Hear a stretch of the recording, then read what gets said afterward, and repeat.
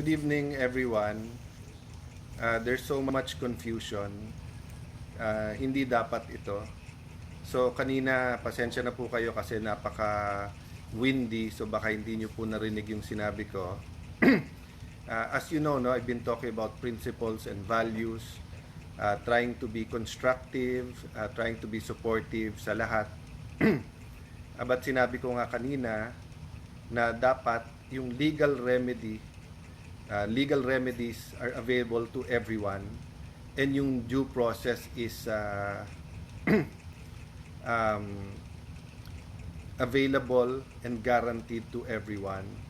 I'm trying to be deliberate kasi nga kagabi sabi ko sa inyo, huwag emosyon, mag-isip muna.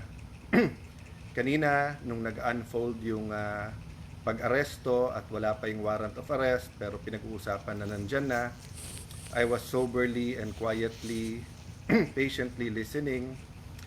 Yung isang channel, pinila isa-isa ang mga kalaban ni President Duterte from mga legitimate human rights lawyers, former Senator De Lima, those from the Philippine left, napakarami, and basically rejoicing.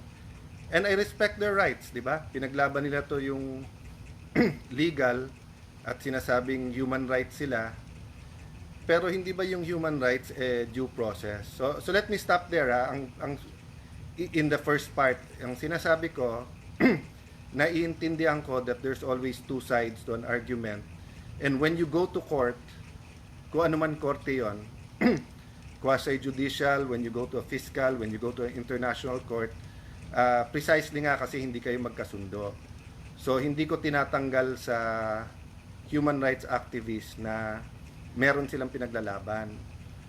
Sa part 1, ito yung part 2. Yung isasakay siya sa eroplano na may petition siya sa Supreme Court at walang Philippine court na nagsasabing dapat siyang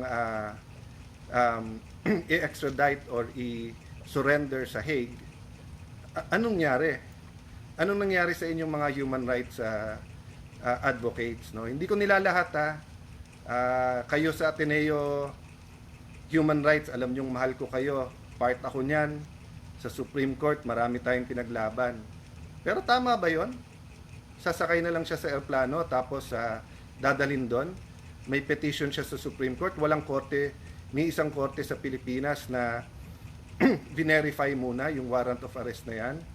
Hindi ba nangyari na sa atin dati yan na may extradition from the US at nilitigate pa dito? So, yun po ang sinasabi ko kanina na pray for the country, we're in a crossroad, pray for the PNP, pray for our courts, pero may pinaka-minimum. Ang pinaka-minimum is due process and letting everyone avail of the legal remedies. Hindi pwedeng may korte sa ibang bansa, huhulihin mo tapos isasakay mo na lang sa eroplano. So, eto po tanong ko sa inyo.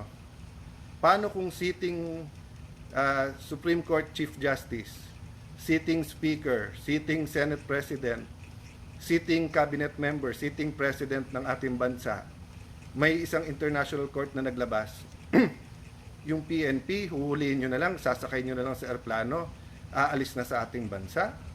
Diba? So, yung President, napaka-importante kung anong pinapakita natin sa lahat. So, sa akin, I continue to pray tonight. I appeal to everyone involved. Sinabi natin sa lahat, mahinahon, wag mapusok ang damdamin.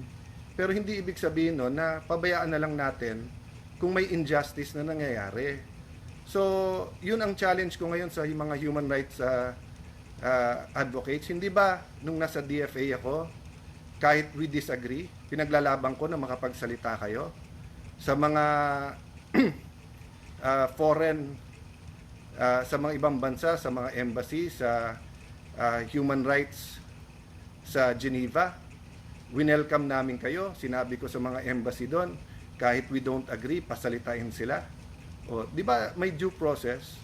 So, I understand na happy kayo na may warrant of arrest.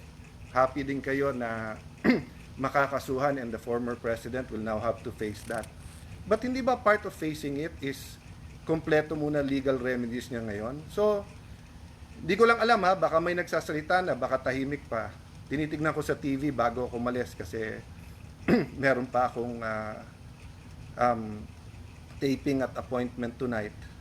Tinitignan ko walang mga human rights na nagsasabing tama yung warrant of arrest pero sandali lang, mali na sinakay nyo na lang sa airplano at padadala nyo sa ibang bansa.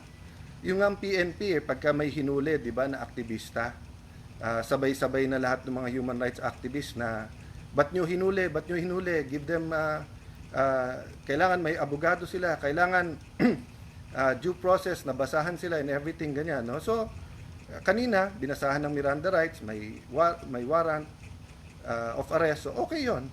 Pero yung isasakay mo sa airplano, anong korte sa Pilipinas ang nag-order nun? 'Di ba? So fellow lawyers, it doesn't matter if we're pro-admin, pro-Duterte, neutral, etc. Ang pinag-uusapan na dito, ano yung batas ng Pilipinas. And ako personally, I'm so uncomfortable.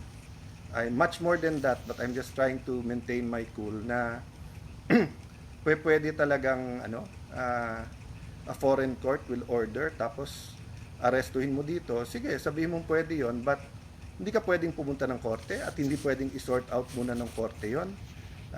Bigla mo na lang isasakay sa airplano. No wonder si Kitty sabi niya, this is the plane na kinidnap yung yung tatay ko, di ba?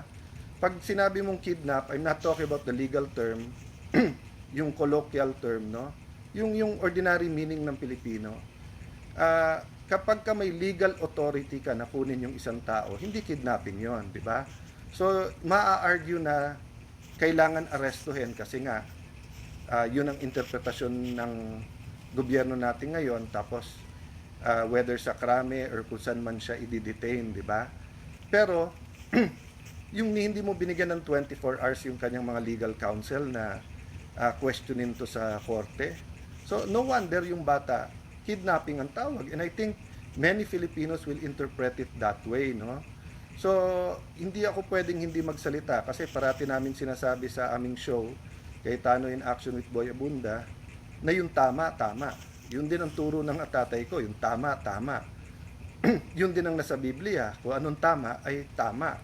So I don't feel that I have to speak on all legal issues, and I really try to be supportive of each and every administration because I know mahirap maging nasa administrasyon, di ba? But at saka napakahirap po i-defend yung hindi natin kasundo, hindi natin kabate, yung lalo kung parati ka in-Alaska and everything. But ano ba yung bare minimum, di ba?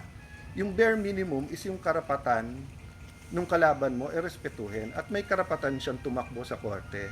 So I'll end there, but I hope no na may nakikinig pa tayong lahat. I believe that lawyers are officers of the court. Yun ang turo sa atin sa law school. I don't think may pumapasok naman sa law school na hindi idealistic. Lahat naman tayo halos gumagraduate ng idealistic. Tapos nagiging practical pag nagpa-practice na, nasa gobyerno, nasa business. But there are times that we just have to stand up for what's right. And we have to echo that para malinaw sa lahat. So, kailangan malinaw sa DOJ, sa PNP, sa militar. Kailangan malinaw po sa practicing lawyers, malinaw sa mga businessmen, malinaw sa mga anak natin, kahit 7-year-old yan, grade 1, grade 5, na sa Pilipinas, pagka may nag-accuse sa'yo, you can go to court. Pagka hindi malinaw, katulad ngayon, there's so much confusion, you have a court, you have a system that's working, that you can go to and you can run to, and you give them reasonable time. Di naman namin sinasabi na 15 days, 30 days, 2 months, hindi nag-action yung korte. Huwag nyong gawin yung tama, yung dapat tingin yung tamang gawin, di ba? Pero yung kalilipad lang galing dito, yun nga, 8 years old, kailangan ng medical attention, tumakbo na yung mga lawyers sa korte, bigla niyong isasakay sa eroplano tapos dadalhin niyo na sa Hague. I mean, alam ko serious yung charges. Isa po ako sa nagtanggol dyan at isa po ako sa who listen to criticism, and I also criticized behind closed door, and I also drew the lines, no? Having said that, there was always a court to go to, and there was always palitan ng puro-puro, palitan ng ideas, palitan ng akusasyon para mapag-usapan, 'di ba? So si President Duterte, former President Duterte, iba magsalita sa human rights. Ako, I've always respected you. Kahit magkabila sa politika, I've always said that trabaho nyo yan. Kahit yung tatay ko noon, ang daming mga controversial cases, yung ibang human rights lawyers, ite-take nila kahit na ang baho-baho, kahit ang galit na galit yung tao doon sa accused, meron abogado, I have to defend their rights. At tinuruan niya ako na respetuhin mo yung mga yan, Alan, kasi kailangan may magtanggol ng basic rights nila. So, pinakasimple lang sa akin, hindi ba basic right ng kahit sinong Pilipino, much more a former president, di ba? Hindi ba basic right niya naman na he can go to court and ask the court to interpret bago nating gawin? Paano po kung 1,000 ang gustong ipadampot ng ng ICC na yan? So, 1,000 eroplano na ba ang nakahanda para ilipad isa-isa? At hindi na pwedeng pumunta sa korte. Baka sabihin nyo sa iba sa inyo na absurd naman yung sinabi mo, Kuya Alan. Hindi po, sa debate po may tinatawag na argumentum ad absurdum. You bring the argument to the absurd para nga you can assess kung yung ginagawa mo tama, 'di ba? So let me pose that question. If the ICC now orders the arrest of the whole Supreme Court, they order the arrest of the whole Congress or Senate, they order the arrest of a sitting president, will we now arrest them and put them on a plane and send them there? Sabihin nyo, absurd. Hindi So, nung 2022, halimbawa, nung bago yung administrasyon, you have 2 congresses who supported PRD. You have the Supreme Court na karamihan at that time was appointed by PRD. Diba? May mga court, may mga cases na So, pwedeng sabihin ng ICC, sama-sama kayong lahat. Diba? So, yun yung isa na absurd ba yon? But that can happen, di ba? O secondly, yung sinabi ko, hindi matataas na tao pero marami. Let's say they suddenly send na 200 names of PNP or former PNP, 100 from PDEA, they send you 200 names from the AFP, they send you names from the cabinet, etc. So 500 yan, 1,000. Arestuhin natin sabay-sabay yan, tapos hindi natin hihintayin sabihin ng korte, doon na lang sa Hague. Lumaki po ako na alam ko po yung saying, sa presinto ka na magpaliwanag. Pero may bago na ngayon, sa Hague ka na magpaliwanag. Mahirap po magpaliwanag sa Hague. At anong gagawin ng embassy doon after makita yung nangyari dito? Will they give assistance?